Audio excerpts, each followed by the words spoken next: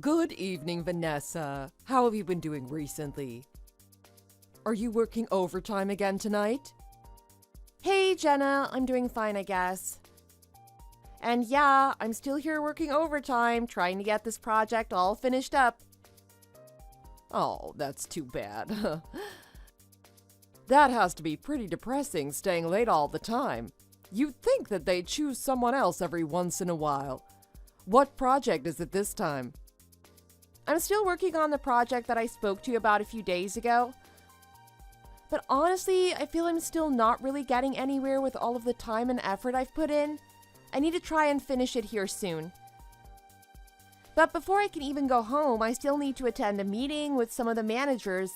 I have to talk to them about how things are going and how close the team is to finishing it up.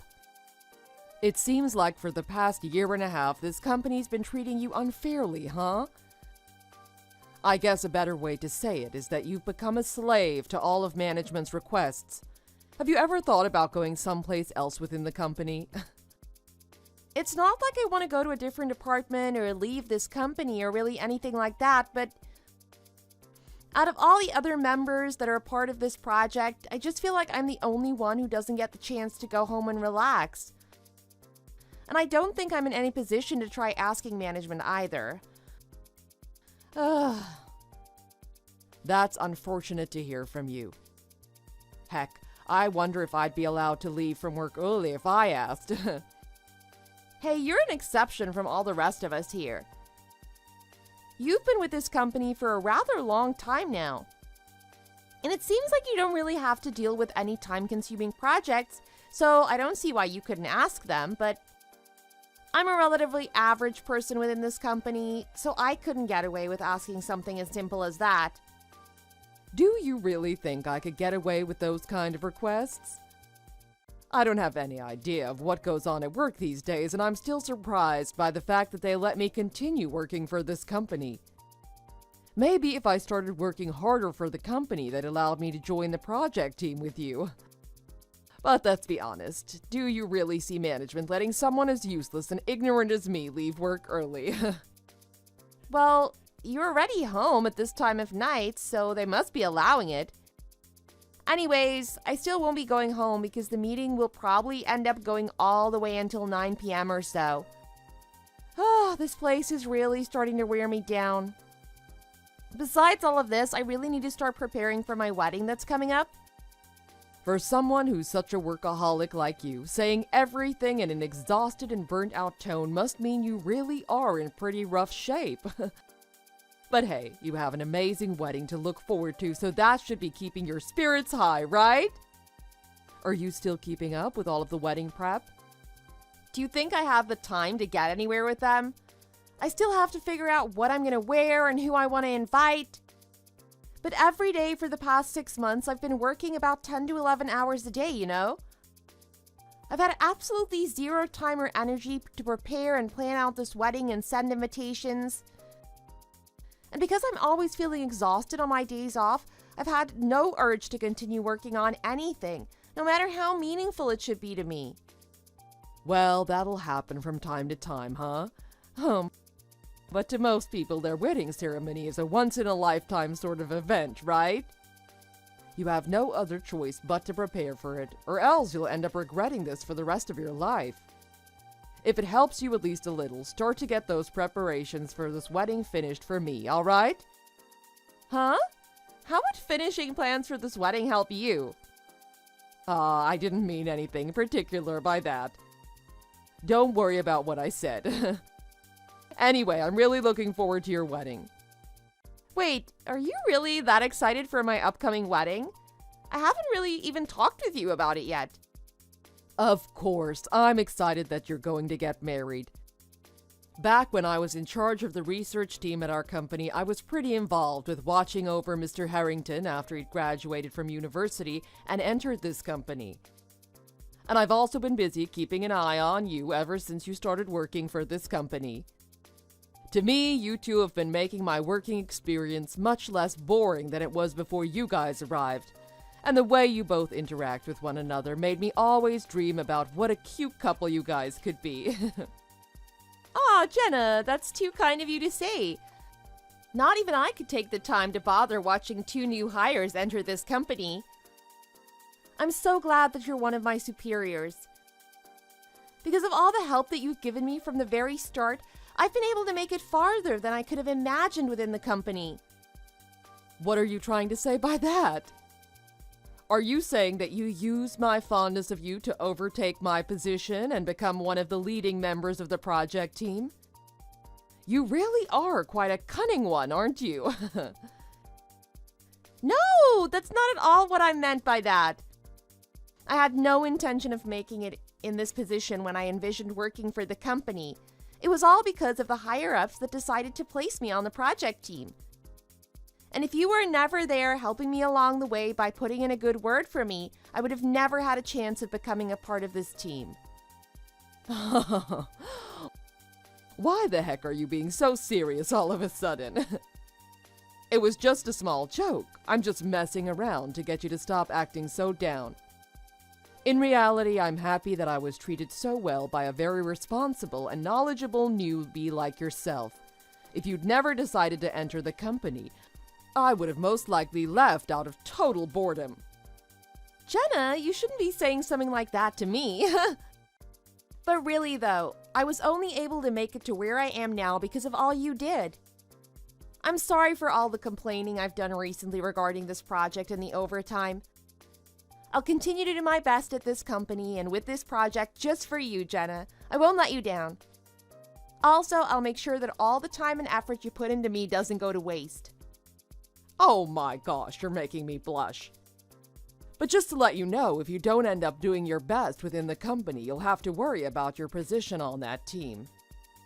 If you end up not being around anymore, I'll have to take everything for myself. Huh? What do you mean by that? What'll you be taking all for yourself? That is a big secret. Wait, you can't just keep that a secret from me. Now you've got me all interested. I wonder what you could be hiding. Is it something expensive that's in your office kept within your desk? Or even better than that, could it be that super handsome guy that was just hired as our HR, Brad? I really want to know what it is that you'll have all to yourself. Oh well, he was once a new hire from around the time that you were also entering this company. You're pretty clueless who it is though, huh? Let's let it be for now. There's no need for us to get too deep about my love life at this time of night. Please get back to focusing on your project, okay? Come on! Now that I have this secret of yours on my mind, there's no way I could attempt to focus on this project. From how you phrased it, it's pretty much impossible for me to stop asking you about who it is, especially now that it involves someone you like. Also, today in particular, our conversation on here has had some real sentiment to it, right? Like we're finally starting to talk more about our lives than just what's going on at the workplace. I'm the type of person that gets far too excited when talking about other people's life outside of work. My, you're all riled up now. It's alright to go little by little when talking about love interests like mine. And by the way, I think you're starting to forget about something. Are you alright on time? It's getting closer to the start of that meeting, and I don't think you've gotten any closer to finishing that very important project. Oh, crap. I was so caught up with this that I totally forgot to look at the time. Man, with how much I'm getting involved in, I don't even think I'll be able to get to the wedding preparations today either. You'll be alright, just stop focusing on what I said earlier and make some progress on the project. And also, good luck at that meeting, okay?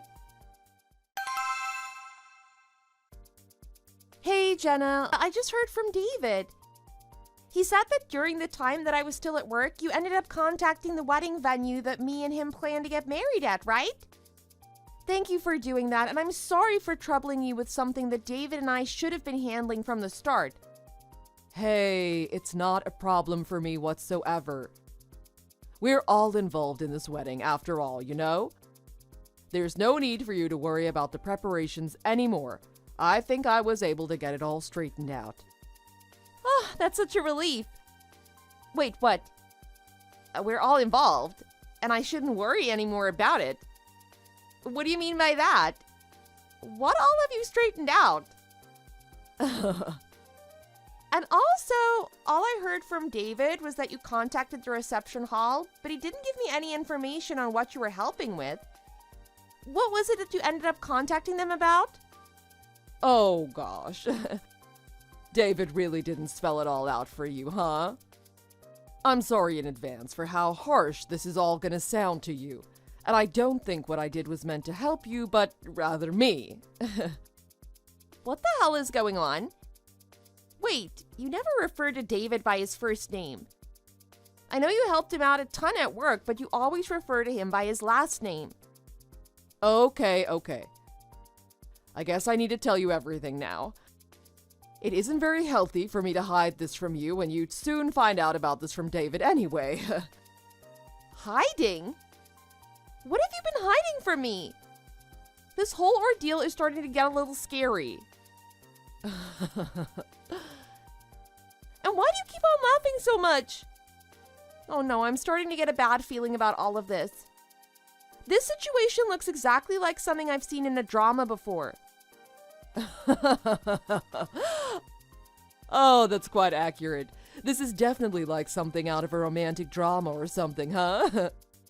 I'm sorry to have to break it to you, but that wedding that you had scheduled for 2 months from now is for David and I to get married. What the hell? I knew there was a reason I had such a bad hunch about the way you were wording things and acting. Wait, are you actually being serious right now?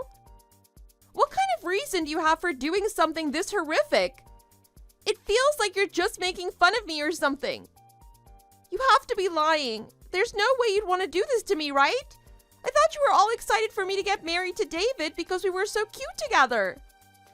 Oh gosh, wouldn't it be great if I was just playing a prank on you? However, I'm really telling you the truth here, and I have many reasons for doing this. David and I have actually already been dating for 2 years now. You both have been together for 2 years already? What? But David and I didn't start dating until about a year ago. Does that mean he's been having an affair with you this whole time? He's the worst. Does that not make you feel disgusted by him? Actually, it's you that's been causing all the problems with our relationship. Before you had even entered the company, David and I already knew each other and were having such an amazing relationship together. I'd first met him at his interview just before he graduated, and for a while I'd been planning to get married to him. But then you came between us, breaking our relationship, and then you took David's eyes off of me. I didn't know anything about you guys being together. If you were dating him, why didn't you tell me? Also, why would you have been referring to him by his last name this whole time then? If I had known that you and him were a thing, I would have never thought about asking him out. Oh, is that so? Didn't you realize that I had feelings for him by the way I looked at and spoke about him? I was always trying to stick around him at work until you started dating one another, right? But I told you already that I couldn't tell that anything was going on between you two. Well, I decided that for a few days before your wedding was the perfect time for me to take David back from your thieving hands, the same way you took him from me a year ago. As long as we've been dating, I knew he was looking to spend time with other women, but I thought I was good enough to keep his wandering eyes away from those other women. However, I didn't expect you to backstab me and ask him out. For 2 years, you knew he was trying to get with other women? It would have been nice if you told me what he was up to before I'd gotten involved with him. I'm shocked that you and him have been together all this time, but I'm even more shocked by the fact that you wouldn't bother letting me know. Especially if you were going to get upset with me instead of the one you knew was cheating. I can't even start to comprehend your way of thinking. You being so confused and wrecked by all of this brings me so much joy. All along you've had such an innocent and childish aura to you. But even so, David, everyone at work, and my position on the project team, you took it all away from me in the end. That's ridiculous. Me having everyone's respect at work and becoming a member on the project team, I thought that was all because of you, and I was thinking that you were happy about my success. Oh, so now you're gonna start talking back to me. Anyways, there's no point in arguing about this subject anymore, right? Because after 2 dreadfully long years of constant worry and jealousy, I was finally able to get David back from you and use your wedding to get married to him. It seems like I really got the jump on you after all. If you'd really go as far as to say that you got the jump on me, then that would mean that David is okay with you being the one to marry him, right? With everything you've told me about him, he could already be with another girl as we speak. Has he finally realized that you're the one he's most interested in marrying? That is right. David is pretty indecisive after all, so in all reality he would have been fine with marrying either of us. Luckily, I was able to snatch him back right before your guy's big day. You looked like you really wanted to marry him, so I thought he'd already gone ahead and forgot about me. But it turned out that he was still a little hesitant on who he really wanted to be with. So in the end, I used a little bit of persuasion to take him away from you. Oh my god, he actually is a giant piece of garbage. But come on, are you really going to be okay with marrying him? Are you really sure about being the bride of a man who's okay being with any woman he chooses? This all seems to me like the making of a future divorce. Of course I'm okay with it. I was able to steal him back from you, so I'll be just fine getting him to stop thinking about any other woman whenever I need to. On a side note, David's still young and very intelligent, so don't you think he could be the next candidate for a managing position in our company?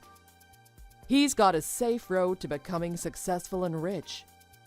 There won't be any downsides to grabbing a hold of a man like him and making our relationship strong. So that's the way you decide who you want to marry then, huh? I never thought you were the kind of shallow person that uses money and success as a way to gauge if you should marry someone or not. Do you even care that he's cheated on you at all? I guess I was just imagining you as some sort of decent and thoughtful person. You have such a way with words. Thank you for having thought of me as a genuine person. But the person you thought I was and the person I really ended up being, well, they're barely alike. I find it super embarrassing that I have to sit here listening to someone as disgusting as you talk about how all of this is just normal. And to think I'm the one being blamed for all this crap? You couldn't be more right. It's crazy how much an eye-opening event like this can make someone change in an instant. I was always being fake with all that sentimental crap that I said to you. But even though I was hinting just a little bit at all of the fooling around that was going on with David and I, well, you pretty much let it all go right over your head, huh?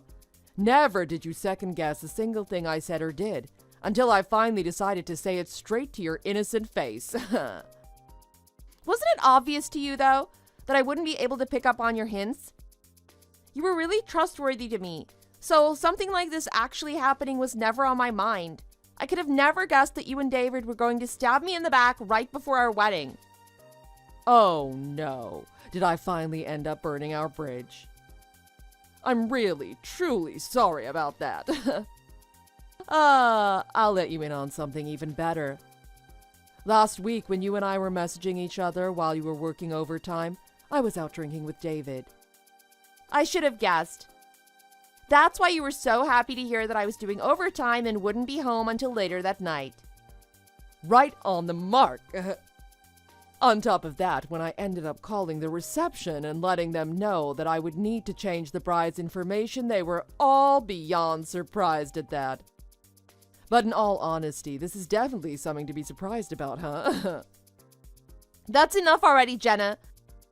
There's no need for me to have David around anymore, and any bit of pleasure I had talking with you is long gone now. Please go ahead and enjoy the wedding just the way you've stolen it from me between you and David. And as a side note to all of this, you'll be covering all the costs, right? Naturally, as if you have any say in the matter. David is on course to become one of the elite within the company. I'm sure his salary will grow dramatically within the next few months, so he'll be able to afford everything and anything at our venue. Well, I hope you enjoy being with that money bag of yours. From now on, I have no desire to hear from you or him, so please don't try to contact me. So long. It looks like I got on your last nerve. See ya, loser.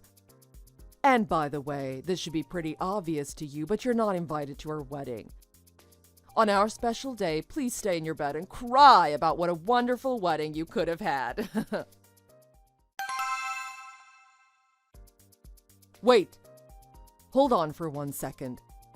What the heck is going on here? Isn't today's wedding supposed to be in Vegas? When I arrived at the reception hall, they told me that I'd made a mistake and that the wedding is taking place in Paris. Are you kidding me right now? Huh? I told you not to speak to me anymore. Didn't I say that to you a few days ago? Are you not able to read English or something?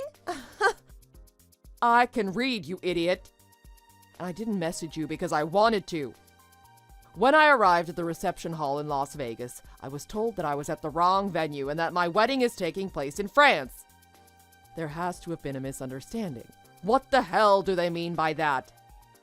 Well, first things first, I want to know why you thought that your wedding was in Las Vegas. I'd assumed you were the one who changed the location of the wedding to Paris. After all, you were looking at a wedding pamphlet for venues in France, right? I don't know what you're talking about. The pamphlet that David was reading through was for places in Las Vegas, I thought. And after I'd called to change the bridal information for the wedding, they told me that the wedding would take place here in Las Vegas. Oh, I see now. That pamphlet was for all of the venues that company owns. Vegas is just one of them. You do know that you were dealing with a company that has multiple venues, don't you? A bride wouldn't normally make such a careless mistake like this on one of the most important days of their life, right? But I suppose you were never the brightest one, huh? Seriously. Hold on. In other words, David is heading to France right now to get ready for our wedding. All he said was, "I'll see you there." He should have told me something by now. Hasn't he noticed that I would be on the plane right now with him? Guess not. Or maybe he just didn't care. Or even better, maybe he thought you were smart enough to know the right wedding venue.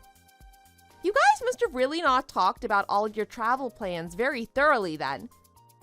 Why would you say these sorts of things when you can see that I'm panicking? When I was asking him about where we'd have our wedding at, I never said I wanted to have a wedding outside of the country. I said we should just go to Vegas. I don't think he cared too much about where you wanted to have the wedding. Of course, I'd originally chose to have the wedding within the US, but you were the one who took my wedding away from me, so don't even try to rope me into this. Hopefully you can get a grasp on reality and find a way to get to Paris by the time the wedding starts. I mean, shouldn't you already be trying to catch up to him or something? How am I supposed to catch him, though? I don't even have a passport. This is the whole reason why I told him to choose somewhere inside the States. There is no chance that I'll be able to get to him now. How should I even go about canceling the wedding? Wouldn't it be best to just call the reception hall first and ask if it's okay for you to cancel the wedding? But let's be honest, is that even going to work for you? I mean, you're really cutting it close trying to cancel the wedding on the day of.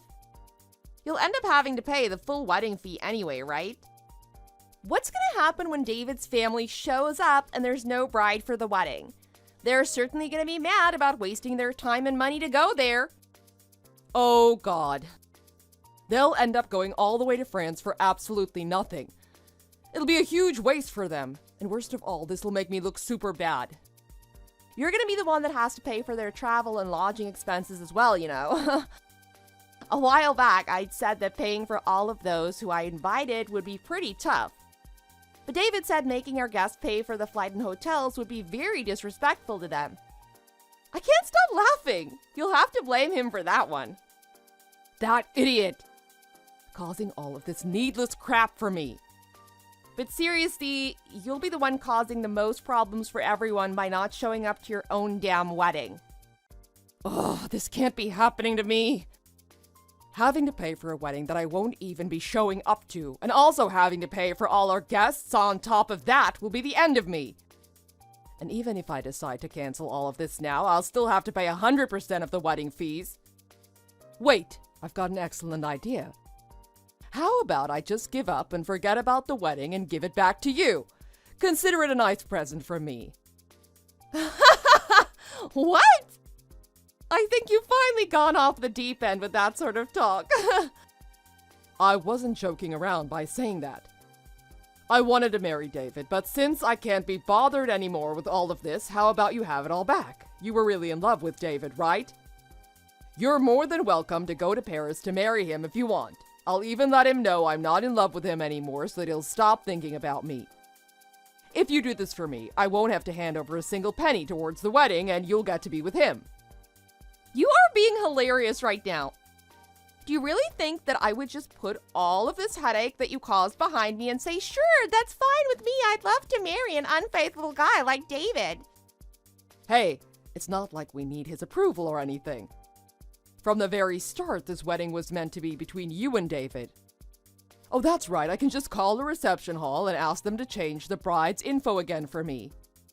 I'm sorry, but I don't think you can pull that off a second time.